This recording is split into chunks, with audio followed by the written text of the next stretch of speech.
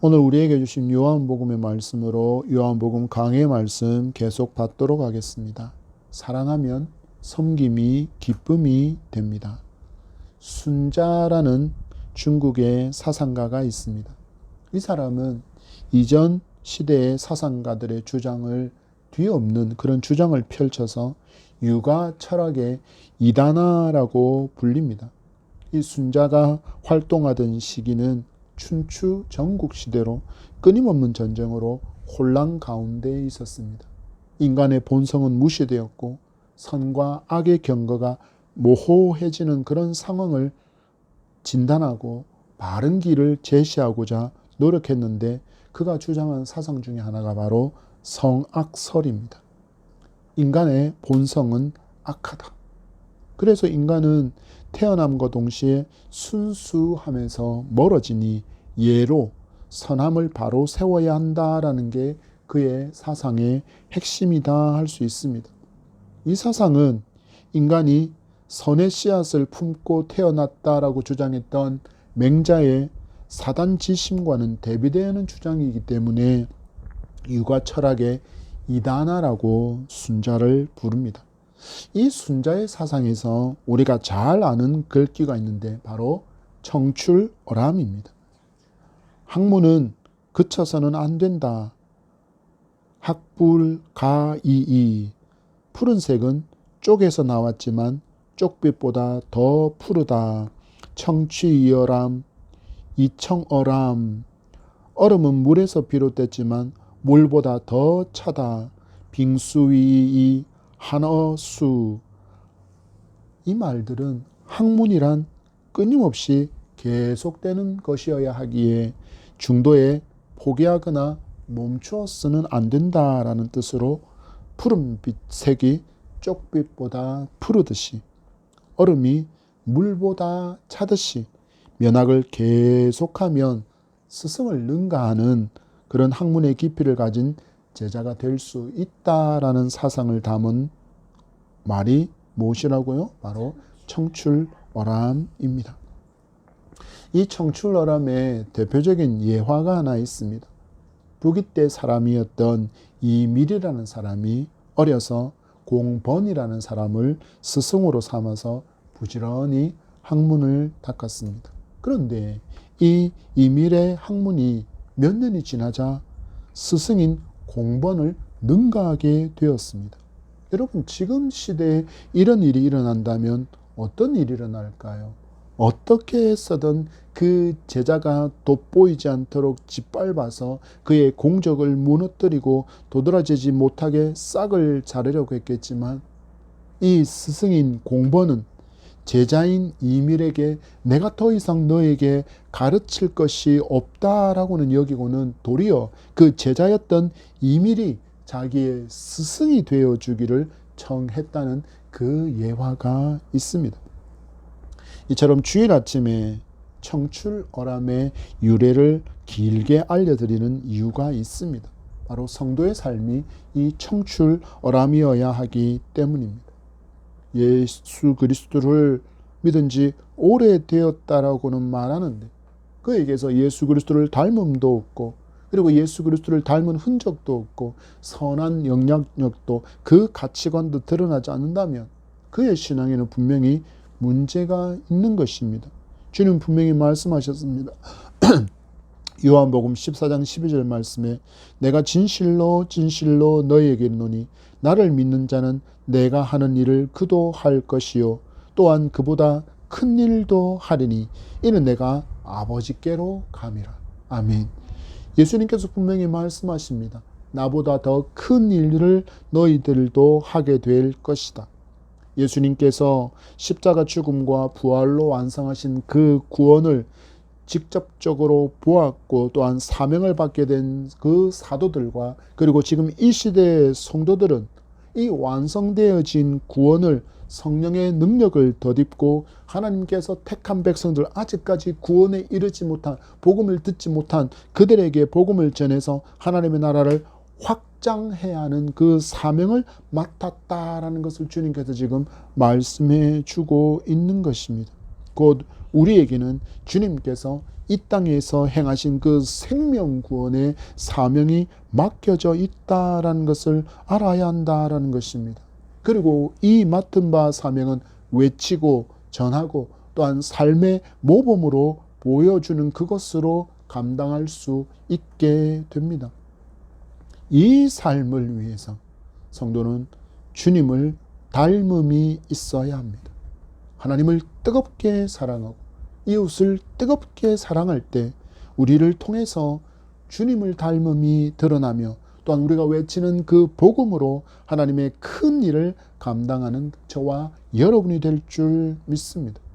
주신 주님의 음성을 받으며 이 사명을 확신하고 결단하며 순종하는 저와 여러분이기를 축복합니다.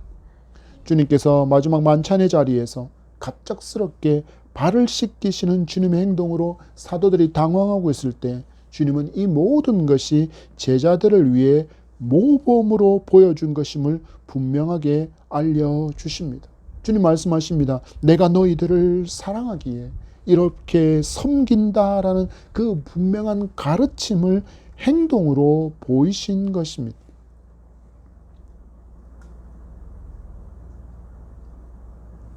언제나 이 메시아에 대한 자기 의와 자기 신념을 드러내고 있었던 그 베드로, 주님 어찌하여 주님이 내 발을 씻기십니까? 메시아는 그러면 안 됩니다. 메시아에게 맞는 행동이 아닙니다 라고 그렇게 주님의 발 씻어 주심을 거부했던 그 베드로가 주님의 말씀을 들은 후 주님의 그 의도를 파악하고 주님께 발을 내밀어 준 그 다음에 주님께서 이 행동의 의미가 무엇인지를 가르쳐주는 말씀이 바로 12절의 말씀입니다. 같이 읽겠습니다. 시작. 그들의 발을 씻으신 후에 옷을 입으시고 다시 앉아 그들에게 이르시되 내가 너희에게 행한 것을 너희가 아느냐?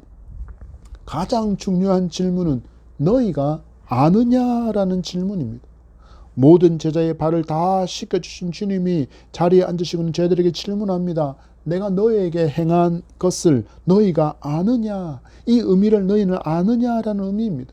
우리는 주님의 질문을 이 말씀을 받을 때마다 깊이 묵상하며 말씀의 의미를 깨닫기 위해서 성령의 도움을 구하고 기도 가운데 또한 이것을 깨달아 알 수 있어야 합니다. 무슨 말입니까? 그냥 대충 넘어가지 말라라는 것입니다. 말씀의 의미도 제대로 알지 못한 상태로 우리는 너무 자주 건너뛰기를 하는 경우가 너무나도 많습니다. 히브리서 4장 12절은 이렇게 말씀합니다. 하나님의 말씀은 살아있고 활력이 있어 좌우에 날선 어떤 검보다도 예리하여 혼과 영과 및 관절과 골수를 찔러 쪼개기까지 하며 또 마음의 생각과 뜻을 판단하나니. 아멘. 무엇을 말씀합니까? 말씀 앞에선 나의 내적인 생각과 의도를 판단할 수 있는 하나님의 말씀이라는 것을 알려주는 것입니다. 내가 기대하고 꿈꾸는 것, 내가 하고자 하는 일, 그 계획이 하나님께서 기뻐하시는 것인지 아니면 나의 욕심인지를 분명하게 깨달아 알 수 있게 해주는 것이 곧 하나님의 말씀이라는 것입니다. 지금 누구의 음성이 들려주고 있습니까? 바로 십자가의 죽음을 앞둔 주님의 음성이 들려주고 있습니다. 그 주님이 사랑하는 제자들에게 질문하십니다. 너희가 아느냐? 내가 행한 것의 의미를 너희가 아느냐? 모르고 넘어가지 말라라는 것입니다. 이 예배 가운데 좌정하신 주님이 우리에게도 똑같이 질문하십니다. 너희가 아느냐? 너희는 내 말의 뜻, 내가 행한 일의 의미를 알고 깨닫고 순종하느냐라는 질문이 말씀이 계속 이어져서 우리에게 더해지고 있습니다. 여러분, 이 시대의 안타까움이 무엇입니까? 하나님의 말씀을 강연 정도로, 강의 정도로 이해하는 경우가 너무나도 많다라는 것입니다. 마치 좋은 강의 들은 것처럼, 우스개 강의 들은 것처럼 좋은 교훈 들었네, 좋은 말이네, 행복하네, 즐겁네, 많이 웃었네 라고 그렇게 하나님의 말씀을 받게 되면 주님이 기대하시는 그 다음이 없다라는 것입니다. 서두에서 말씀드린 것처럼 청출어람에 대해서 들으면 내가 청출어람의 주인공이 되어야지라고 생각하는 사람이 몇 명 정도나 있을까요? 보통은 그렇게 생각하지 않습니다. 여러분 학창시절 돌아보십시오. 학교에서, 학원에서 지금 시대에 많은 아이들이 인터넷에 수업을 들으면서 그 가르치는 교사와 강사를 뛰어넘어야지 하는 각오를 다지는 경우가 있을까요? 내가 지금 대학을 들어가기 위해서, 다음 학년에 진학하기 위해서 이번 중간고사와 이번 기말고사의 성적을 높이기 위한 목적으로 강의를 듣고 있지. 나는 저 교사보다 더 뛰어난 교사가 되어야 돼. 나는 저 교사보다 더 뛰어난 학문을 가진 사람이 되어야 되라고 각오하는 사람은 거의 없을 것이라는 것입니다. 그러나 주님은 분명히 제자들에게, 그리고 이 시간 하나님의 말씀을 받는 저와 여러분에게 질문하십니다. 너희가 아느냐? 내가 너희를 이처럼 사랑해서 이렇게 섬기는 것의 의미를 아느냐라고 질문하시는 것입니다. 여기에는 더 큰 의미도 있습니다. 나는 너희도 이렇게 사랑해서 섬기며 살기를 원한다. 나는 너희도 내가 너희들에게 본을 보여준 것처럼 이렇게 누군가를 사랑해서 섬기며 살기를 원한다라는 그 주님의 마음이 담겨 있다라는 것입니다. 그러면서 이어서 중요한 내용을 하나 말씀하십니다. 13절과 14절의 말씀입니다. 시작. 너희가 나를 선생이라 또는 주라 하니 너희 말이 옳도다. 내가 그러하다. 내가 주와 또는 선생이 되어 너희 발을 씻었으니 너희도 서로 발을 씻어주는 것이 옳으니라. 아멘. 주님이 말씀하십니다. 야, 너희들이 나를 선생이라고 주라고 부르는구나. 맞아. 내가 바로 너희의 선생이고 너희의 주다라고 말씀하셨습니다. 그렇다면 내가 주와 선생의 자리에 있으면서도 제자인 너희들의 발을 씻었으니 서로 발을 씻어주는 것이 옳다라고 말씀하십니다. 어떤 사람이든지 예수님을 구주로 고백하고 삶의 주인으로 고백했다면 이제 주님께서 보여주신 것처럼 사랑함으로 낮아져서 잘 섬기는 삶을 살아야 한다라는 것입니다. 왜 이렇게 말씀하십니까? 지난주에도 말씀드린 것처럼 최후의 만찬에서 당신의 고난과 그 당하실 죽음을 말씀하시는 그 현장에서 제자들이 무엇을 하고 있었습니까? 얼마의 시간이 지나면 예수님께서 저 로마의 군대를 강력한 하나님의 권능을 덧입고 군사력으로 무찌른 후에 그 세우실 메시아 왕국에서 누가 좌의정이 될까, 누가 영의정의 자리에 합당한지를 두고 서로 제자들이 싸우고 있었기 때문입니다. 주님은 내가 너희의 선생이고 내가 너희의 주가 되지만 내가 너희를 너무나도 사랑하기에 너희를 겸손으로 섬겼다라는 그 본을 보여주신 것입니다. 15절의 말씀입니다. 시작.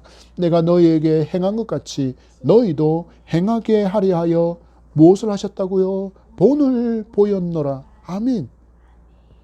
그런데 여전히 제자들은 메시아 예수께서 행하시는 고난과 죽음의 의미를 알지 못하고 있었습니다. 그래서 주님께서 그들에게 질문하십니다. 너희가 아느냐? 너희가 아느냐? 여러분, 예수 그리스도의 고난과 죽음, 그리고 부활과 승천, 그리고 다시 재림하시는 모든 일이 누구를 위한 것입니까? 바로 나를 위한 하나님의 은혜임을 여러분 아시고 믿고 있습니까? 이 은혜를 믿고 예수 그리스도를 나의 메시아로 내 삶의 주인으로 진정 인정하고 있습니까? 그렇다면 내게서도 마땅히 청출어람의 삶이 되어야 한다고 나의 메시아이시고 나의 주인이신 예수께서 말씀하고 있습니다. 여러분, 기독교의 가장 큰 특징이 무엇입니까?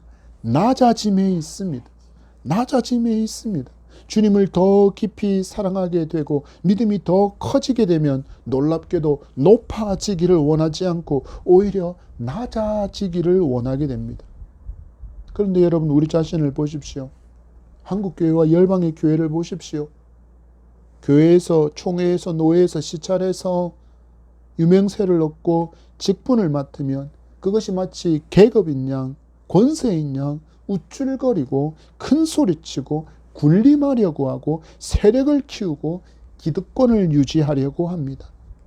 여러분, 교회가 이렇게 모습을 보이니 세상은 한술 더 뜨지 않습니까? 국민의 종이 되겠습니다. 국민의 발이 되겠습니다. 저를 뽑아주십시오라고 유세전에서는 간이며 쓸개며 다 빼줄 것처럼 하다가 당선 결정이 되면 국민은 이제 뒷전이고 다음 선거에서 어떻게 하면 공천을 받을까만이 그들의 주 관심사가 되고, 또한 선거에 사용한 그 선거 비용을 어떻게 하면 다시 넘치게 채울까의 문제가 주 관심사가 되어서 이권이 제일 우선의 과제가 된 듯한 모습을 너무나도 많이 보여주고 있지 않습니까?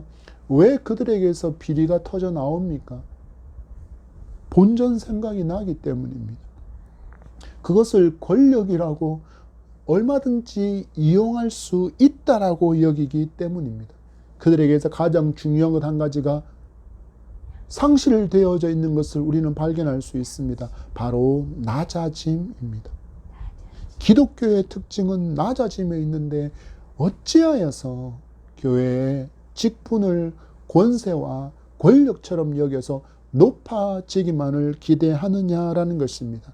이런 모습을 세상 사람들이 보니 세상 사람들도 마치 당연한 듯이 높아지기만을, 그리고 어떤 위치에 오르면 그것을 권세며 권력으로 여기며 자기 이권을 위하여 사용하고 있지 않느냐라는 것입니다. 여러분, 사람의 모습은 이러하나 온 세상의 주인이신 예수님은 더 낮아지십니다. 예수님은 인간의 몸을 입는 성육신을 이루셨습니다. 이것은 이미 낮아짐입니다.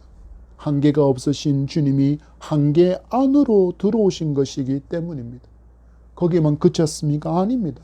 우리 주님은 고통도 경험하셨습니다. 배고픔도 경험하셨습니다. 사랑하는 이를 먼저 떠내는 그 슬픔도 경험하셨고, 우리가 아직 경험하지 못한 심지어 죽음도 경험하신 분이 바로 예수님이십니다.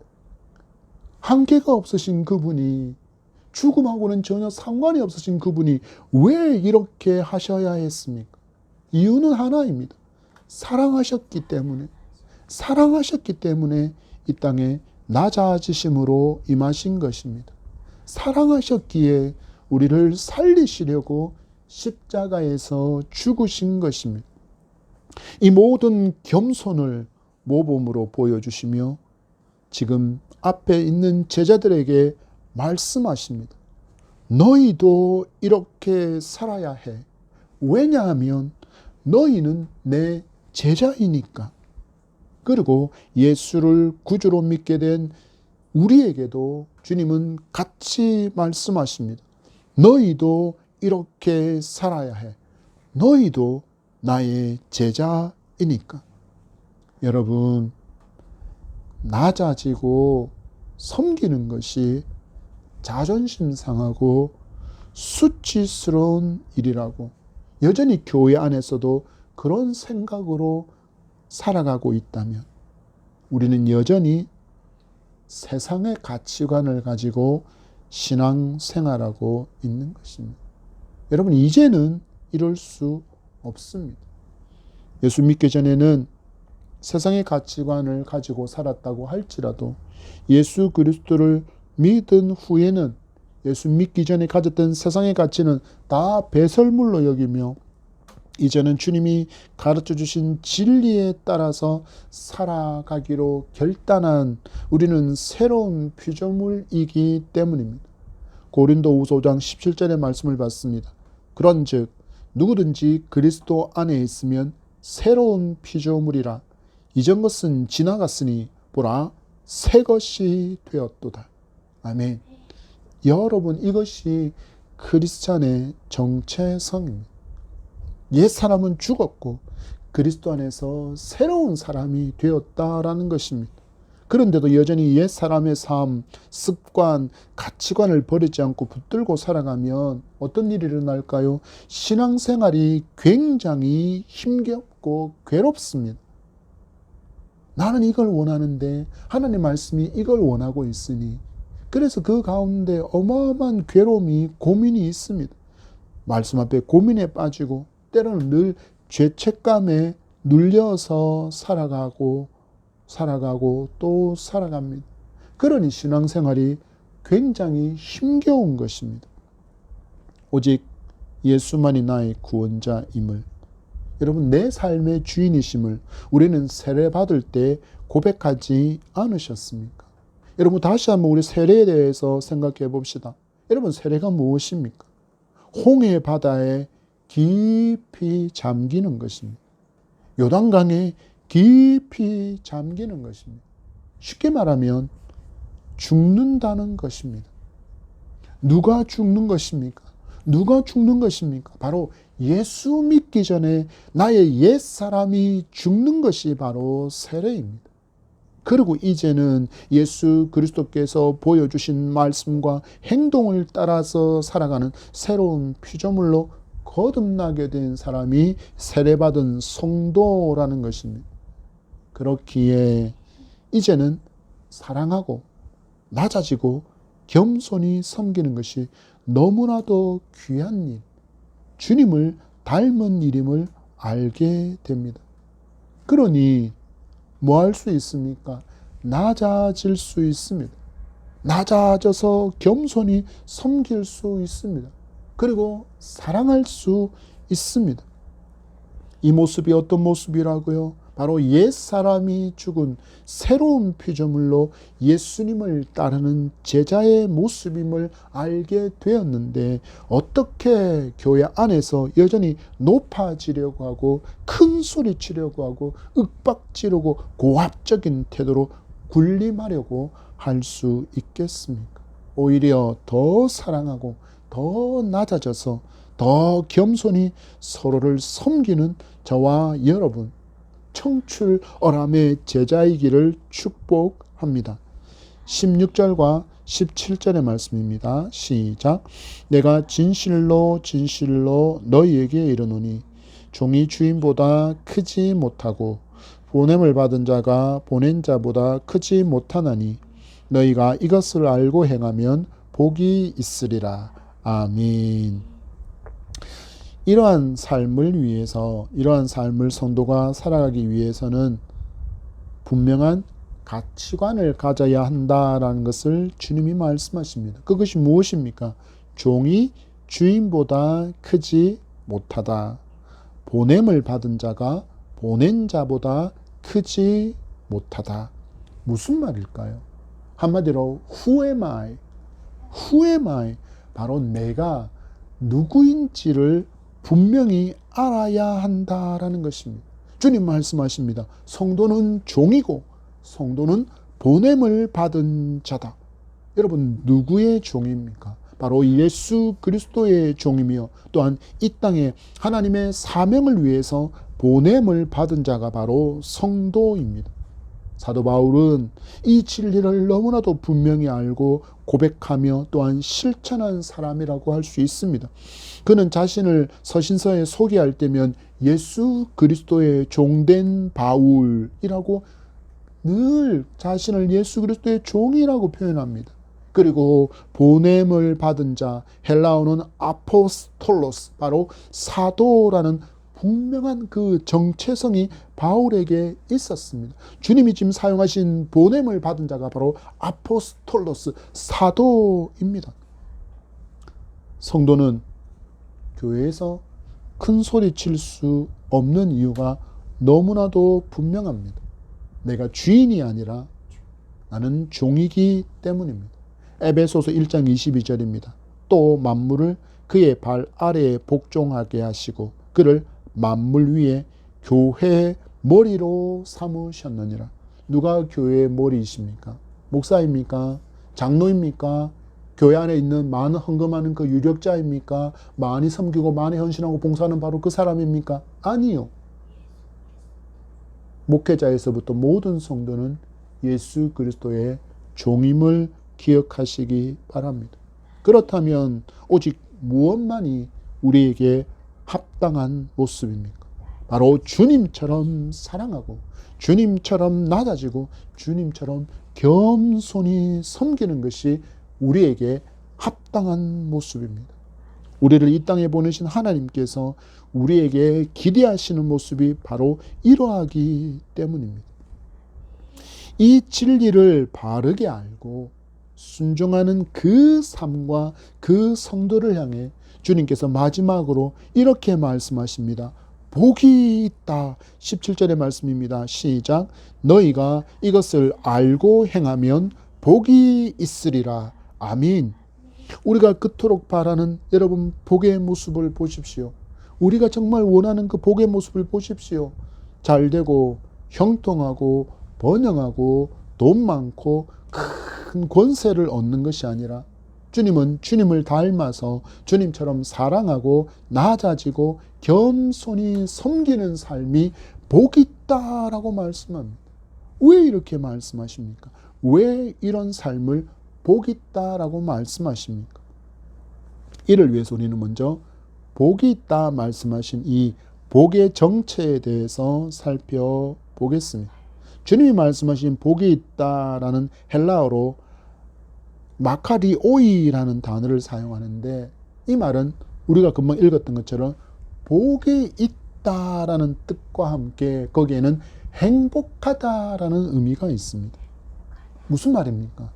순종해서 살면 누가 행복하다는 이야기예요? 우리가 행복하다라는 것입니다. 너희가 아느냐라고 질문하신 주님께서 이제는 알고 행하라 말씀하시며 그 삶이 행복이다라고 말씀합니다. 이 시대에 많은 사람이 힘겨워합니다. 청년들, 중장년층은 할 것도 없이 그들 모두가 불투명한 미래로, 그리고 우리의 다음 세대도 그 불투명한 미래로 힘겨워합니다. 사업도 힘겹다고 합니다. 자영업은 말할 것도 없이 힘듭니다. 청년들이 취업을 해야 하는데 취업의 문은 점점 좁아지고 가치관의 혼란으로 무엇이 옳은지 무엇이 그른지도 판단하기 힘든 시대를 우리 다음 세대가 마주할 것을 두려워하며 살고 있다라고 진단할 수 있겠습니다. 그래서 그들이 최종적으로 어떤 결론에 도달합니까? 행복하지 않다라고 그들은 말합니다. 불행하다라고 말합니다. 그래서 이런 인생 살아서 뭐하냐 하며 자살을 해서 한국은 여전히 자살 1위 나라입니다. 한 통계에 따르면 39분마다 한 사람이 자살로 그 생을 마감하고 있는 나라가 바로 대한민국입니다. 놀랍게도 우리가 예배하는 시간에도 거의 2사람이 생명을 스스로 끊고 삶을 포기하고 있는 나라가 바로 대한민국이라는 것입니다. 여러분, 이 말씀을 헬라어 순서 그대로 한번 직역해 보겠습니다. 에이 타우타 오이다테 마카리오이 에스테 에안 포이에테 아우타. 이걸 직역하면 만일 너희가 이것들을 알았다면 너희가 복되다. 만일 너희가 그것들을 행하면. 17절의 말씀에 헬라어 직역이 그렇습니다. 만일 너희가 이것들을 알았다면 너희가 복되다. 만일 너희가 그것들을 행하면.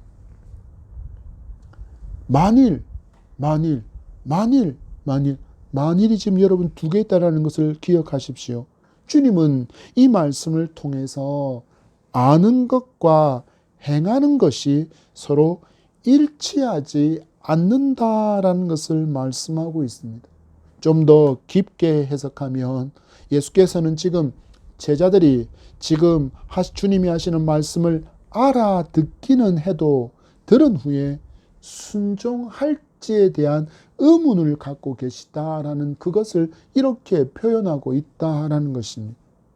주님께서 하시는 말씀을 알고 순종하는 삶, 곧 주님께서 보여주신 사랑과 낮아지심으로 겸손히 섬겨주시는 삶을 본받아 살게 될 때 주님은 말씀하십니다. 우리는 행복하다. 여러분, 이것이 진리입니다. 행복은 세상의 것에 채워지는 것으로 얻게 되는 것이 아니라 하나님의 말씀을 알고 하나님의 말씀을 실천하는 삶으로 얻게 된다라는 것입니다. 이 말씀에 이어서 주님의 큰 안타까움이 표현되어지고 있습니다. 18절의 말씀입니다. 시작. 내가 너희 모두를 가리켜 말한 것이 아니니라. 나는 내가 택한 자들이 누구인지 알미라. 그러나 내 떡을 먹는 자가 내게 발꿈치를 들었다 한 성경을 응하게 하려는 것이니라. 아멘. 주님은 앞서서도 제자 중 하나인 가룟 유다가 배반할 것을 알려주셨음에도 그는 돌이키지 않고 배반을 실행에 옮기게 됩니다. 그래서 주님께서는 이것을 아셨기에 모두를 가리켜 말하는 것이 아니다. 예외가 있다라고 지금 이 말씀을 받는 그 중에도 이 복음에 해당하지 않는 어떤 사람이 있다라는 것을 다시금 말씀하면서 그 길에서 돌아서기를 원하시지만 결국 가룟 유다는 이 말씀의 참된 의미를 깨닫지 못하고 복음을 받지 않았습니다. 복음을 예수님이 오신 이후로 너무나도 많은 사람이 듣지 않았겠습니까?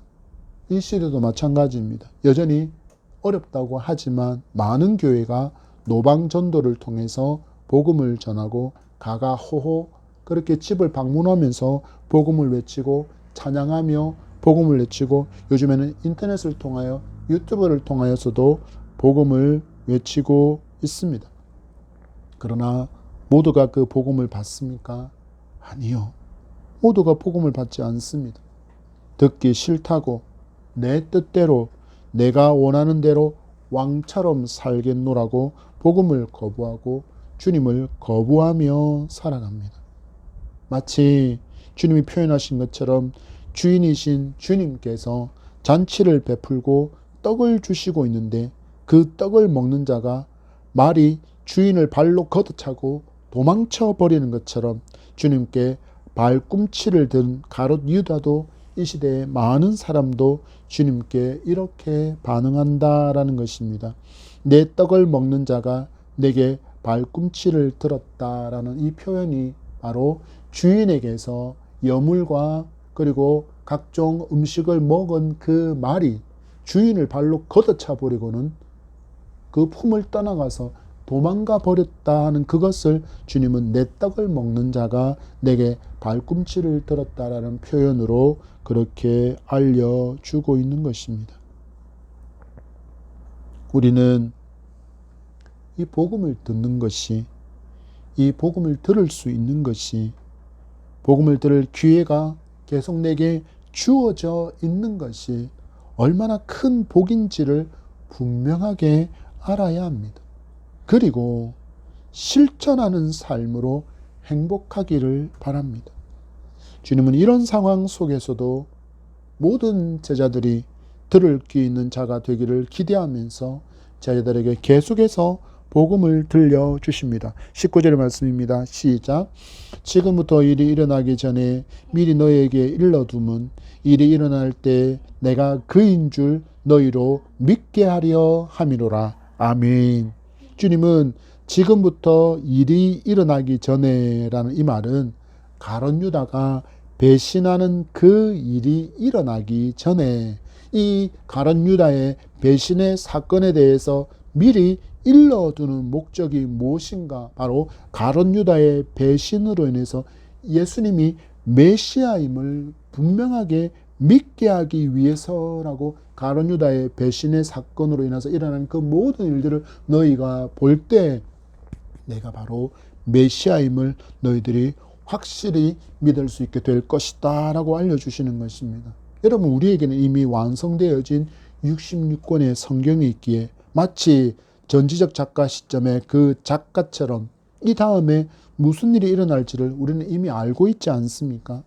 그렇지만 사도들에게는 지금 바로 눈앞에 현재의 일이기에 주님이 말씀하시는 바를 제대로 알지 못했지만 이렇게 미리 알려주심으로 나중에 가롯 유다의 배신, 그리고 주님이 잡혀가시고 고난당하시고 십자가에 처형당하시고 부활을 통해서 예수께서 바로 하나님께서 보내신 바로 그 메시아였음을 믿을 수 있게 되었다라는 것입니다.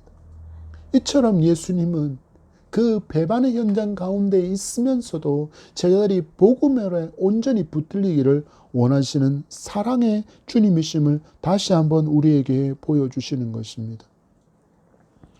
성도에게 주신 놀라운 은총이 무엇입니까? 우리에게는 바로 완성되어진 성경이 있기에 마지막 날에 일어날 일들을 알 수 있다라는 것입니다.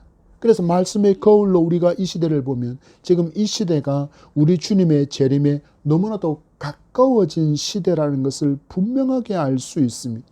이렇게 진리를 알게 된 우리에게 주님은 지금 무엇을 기대하십니까? 바로 예수 그리스도를 나의 유일한 구원자로 내 삶의 주인으로 믿기를 기대하시는 것입니다. 여러분 혹시 이 말씀을 듣는 분들 가운데 여전히 고개를 갸우뚱하며 이게 맞나라고 주저하는 사람이 있다면 지금 이 시간 마음문을 활짝 열고 예수 그리스도를 나의 구원자로 내 삶의 주인으로 모셔드리기 바랍니다. 그것이 바로 가장 복된 일, 가장 행복한 사람이 되는 길입니다. 20절의 말씀입니다. 시작.